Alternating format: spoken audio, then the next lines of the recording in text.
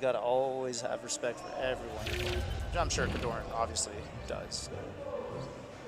Yeah.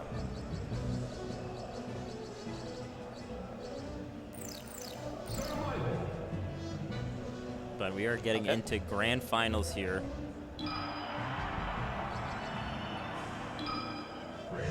Okay, game 1, starting on Battlefield. aMSa on winner's side, KoDoRiN on loser's side. Yes. So KoDoRiN will have to win 2 sets, which is even crazier. Oh my goodness. I'm wondering what kind of game plan KoDoRiN's going to employ here.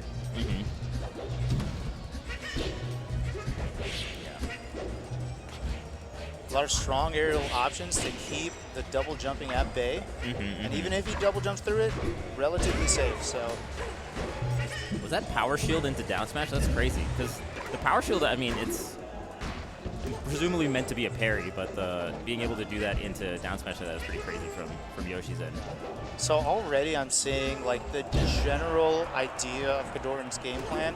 It's going to be a lot of stay in place, safe aerials, strong shielding options, not afraid to use the light shield to avoid the shield pokes, which Marth is knowingly a character that is susceptible to them.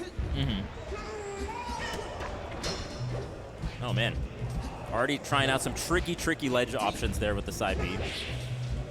Breaking double jump armor there also with the neutral air is kind of nice from KoDoRiN. Good recognition, especially recognizing the percents to where that might work out well. Nair seems like a really potent tool in this matchup, as we're seeing so far. Covering the air dodge there after the neutral air. KoDoRiN looking pretty. And KoDoRiN knowing this is going to be a grind just because Marth doesn't have too many. Actually, I don't know if any guaranteed confirms into a KO on Yoshi. So it's going to be a lot of work and a lot of neutral hits and neutral wins until, like, look at that. Look how hard he had to earn that. 212% to get the Nair for the KO. The really impressive part about that to me was aMSa was kind of doing a couple of eggs on the left side, and KoDoRiN was just comfortable staying center stage, just like forward airing them or jabbing them away, right? Like not going a little bit too ham on the near the ledge, because that's where aMSa makes his money too. Wow, these mix-up from aMSa have been sick, but a little late there. Doing the same thing as before, but a little late on the double jump Nair. KoDoRiN spot dodges it. I also like that KoDoRiN is doing a couple of these feints, right? Like, it seems like maybe he's going for an aerial, but instead, like, wave dashes back, and then so aMSa exhausts the double jump in anticipation to double jump armoring the aerial, and then suddenly you're just jumping from Yoshi's end. And I think going into this, KoDoRiN has to, the way I look at it, some players have to prepare for an 8-minute match. It doesn't mean they're going to camp. They just have to know that this is going to be a slow grind. And that kind of mentally prepares you to, you know, if you're only getting your one hit and they're staying alive till 200, if you're not mentally prepared for that, it could be frustrating to see your opponent never die. But if you go into the game just thinking, okay, I literally have to play the 8 minutes, this has to be a grind, this has to be, you know, little hits here and there, then you could avoid the frustration. I think Marth, in against a lot of these kind of floaty, like not spacies. Right, they have to kind of adjust the expectations to exactly what you're talking about. Right. Because it is going to be like nickel and diming a little bit here and there in certain positions. And then if you get frustrated, then you start going for desperate tippers, you know, the KO moves that don't work if your opponent is ready for them. And so while aMSa is like very in command this particular game, it doesn't feel like KoDoRiN is shifting that mentality that you're talking about. It doesn't feel like KoDoRiN is going in super haphazardly as far as I can tell, right? Right. Just feels like, okay, you're getting a little bit outplayed, but I don't think you're doing anything crazy. Oh, God. Yeah. And the problem with that, if KoDoRiN's going into this with the knowledge that you're just going to have to nickel and dime a bunch of small percentage, it sucks knowing that aMSa could still just kill you in one hit. Oh, yeah. So it's like they're not playing the same game right now. You just have to reliably win way more neutral exchanges than aMSa. Definitely. Like, that's just what it has to be. If you're winning 20 and aMSa's winning 2 neutral exchanges at a time, that's what it needs to be. Yeah, and I think that's, again, just kind of some of what happens when you play Marth against some of these matchups, right? You see it sometimes a little bit with, like Peach, a little bit with Puff, you know, like the floater matchup, Samus. Yeah. You just got to be comfortable with that, because Marth definitely has the tools to, like... Yeah, Marth is a beast in neutral, and that doesn't mean that Marth is at a disadvantage. It just means you have to play that way, right? Like, Marth has amazing neutral tools. The disjointed hitbox are insane. The grab potentials and the threat and the dash dancing, it's all amazing for neutral, so Marth can do it. You just have to be okay with doing it 20 times. Yeah. Every time they do it twice. You got to do it a lot. You got to do it a lot.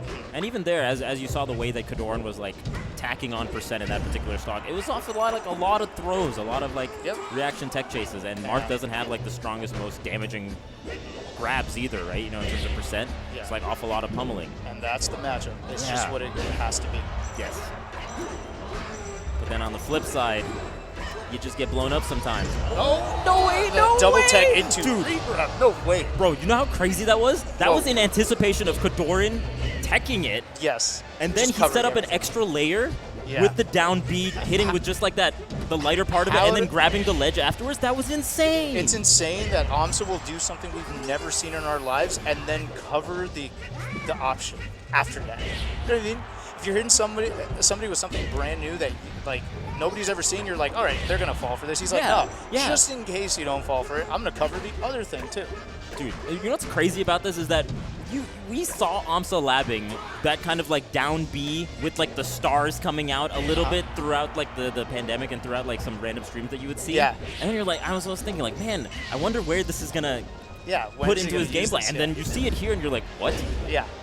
Like it's the same Yoshi. And somehow the down B is now such a crazy tool. The neutral B is such a crazy tool. Like it's like aMSa is just loves adding tools to his arsenal. It doesn't matter how optimal it looks, as long as it's an option for aMSa to utilize. Yeah. He'll see the window. How crazy it is that he's using the stars off the down B to me. That's insane, bro. It's so cool. Oh boy, all right. Nice grab there. Grab also a really good option. So that double jump gets, so a lot of people try to aerial as the Yoshi is double jumping back, right? But grab, you don't get double jump armored. Right. So I like that KoDoRiN is at least threatening that a couple of times during that edge guard. And it's honestly what I like, and maybe other people do too, about playing like not the top tiers, is that because their options are not just so inherently strong on their own, you have to utilize an entire toolbox to make yourself useful, right? You have this like niche option that is not like good in every situation, and you're just tasking yourself with finding the situation where all these little niche things work to create this viable character. No, it makes a lot of sense. Yeah, there's a lot of fun in it too, you know, from the playing perspective. Definitely, it's just thinking outside the box. Yeah, it's a lot of thinking outside the box. I think mid-tier players love thinking outside the box. Like, you think axe thinks in the box? No. Hell no. Axe lives outside the box. He's living I'll tell you that.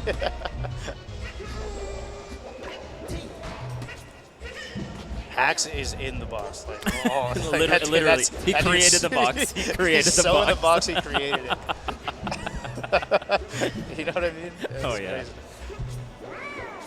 Oh, dude, I can't believe that shield actually worked out from KoDoRiN. Oh, as we're talking about this, KoDoRiN is very competitive in this particular game. As we're hyping up aMSa, KoDoRiN has a shot right now. Oh, I like the attempt there with the pull back forward smash, but KoDoRiN too far away. I really like also KoDoRiN, you see he's waiting out the double jump a little bit, tried to do the nair towards the end of the double jump animation. KoDoRiN playing very smart too. Just a counter defensive play style, just wanting to avoid getting hit but gets tagged there. Oh, up to no way, dude. That's not. No way. I was like, oh, okay, are you going to go to the right side and down smash? But no. Yeah, I thought at knows. most maybe double jumps and get us a reverse nair, but I'm like, all right, you're not killing. Right. Good job, aMSa. You just got to do this again. Right. No, he gets the kill.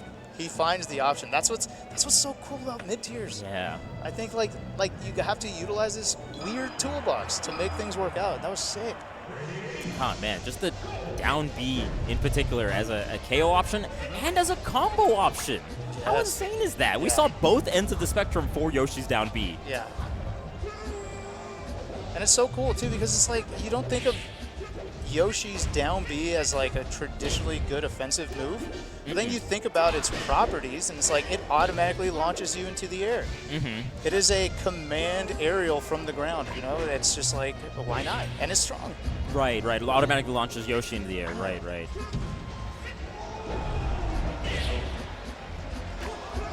Okay, I mean... Oh, just rushes in while KoDoRiN's being defensive off the egg. KoDoRiN loves FD. Yeah, it looks like it. Okay. Oh, man. I swear, I am just constantly watching aMSa and then, like, wondering how he's going to find a KO off certain things. Like, look at that. Like, who Who's attempting? Who's gonna be ready for this side B, bro? And, Who's you know gonna be what? ready for it? And you know what? aMSa knows that the reverse hitbox of that egg is probably a little smaller, or like the way it spaces. Right. It messes with timing, so that's like an in. Yeah, I was gonna say the timing because you're like going a little bit to the right before going to the left. Ah, Yeah. God. Utilizing everything. Okay. Oh, and then mashing out of this grab as well. The Okay. grabs have been quite solid from KoDoRiN, either getting the re-grab or either getting like tech chases, or again, it's a good answer to double jump just in general. KoDoRiN Double jump armor, seemingly rather. unfazed, just going for this chip damage over and over, especially with the lead. That again, I think is really good from KoDoRiN's end. Just waiting out the double jump, but oh my God, down B just lands. I love that he goes for the down B for the timing mix-up, but KoDoRiN covers it and then goes for another timing mix-up with an in-air down B. Right. You know what, man, Yoshi did like a back throw at like 0%, and I was like, oh my God, aMSa's gonna kill him off of this. You never know.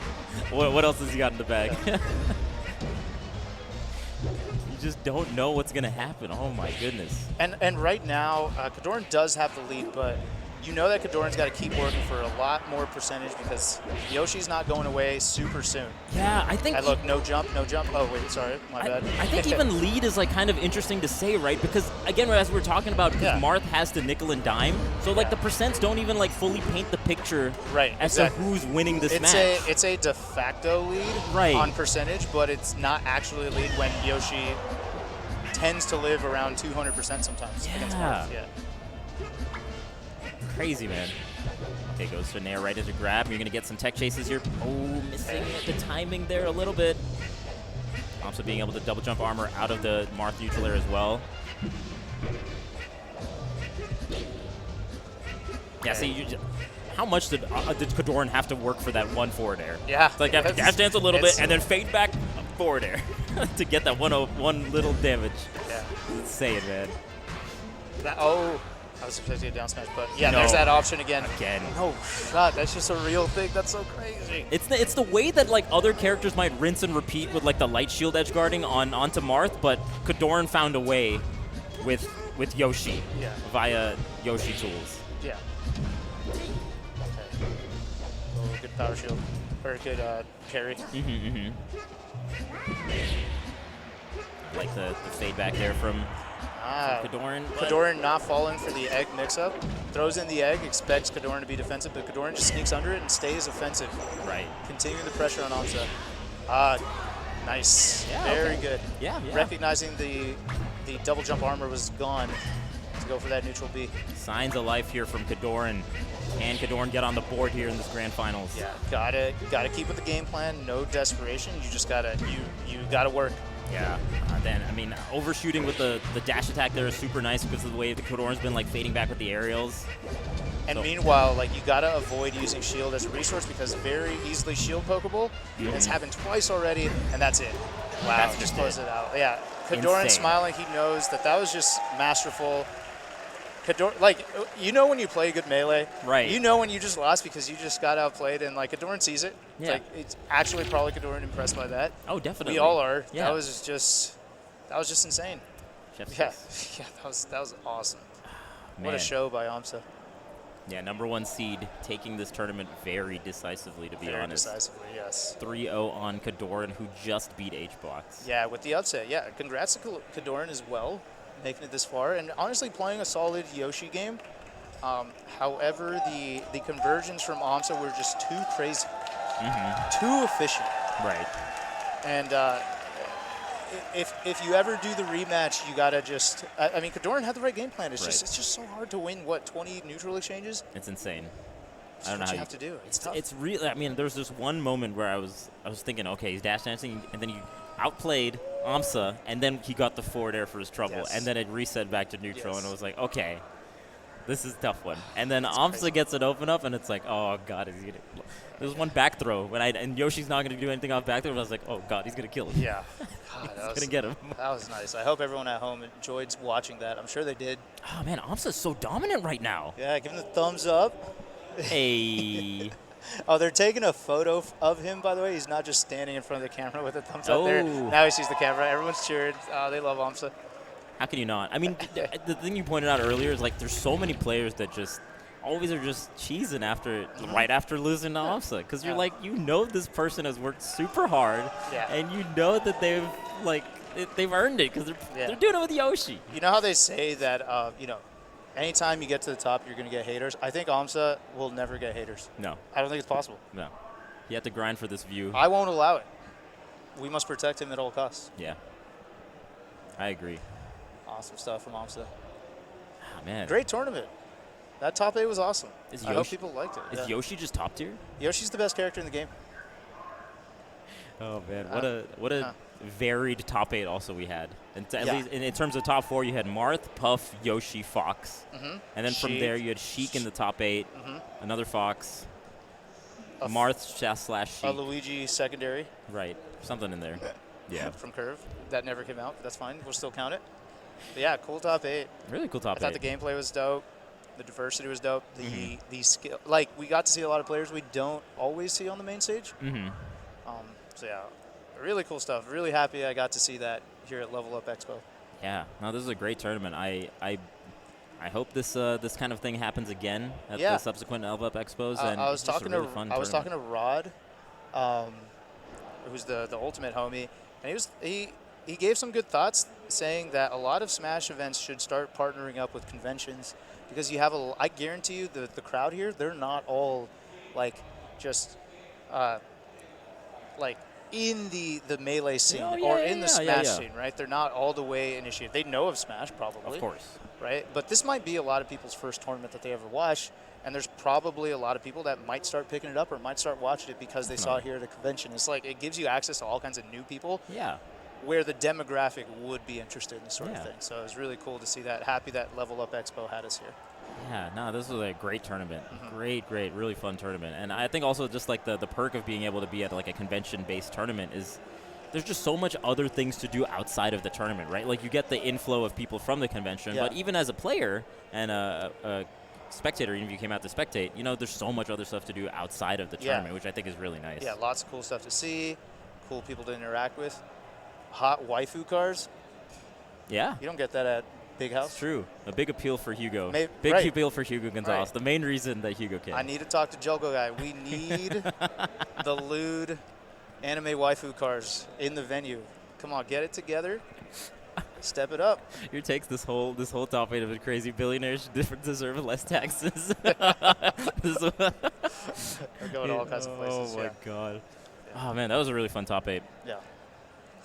A little bit, I think the main surprise factor was, I mean, everything kind of played out kind of like what we thought, except for KoDoRiN HBox. But even with that, it was still super fun to watch, right? Like, I wouldn't say there were a crazy amount of upsets other than KoDoRiN taking out Hungrybox, but damn, it was entertaining. Really entertaining.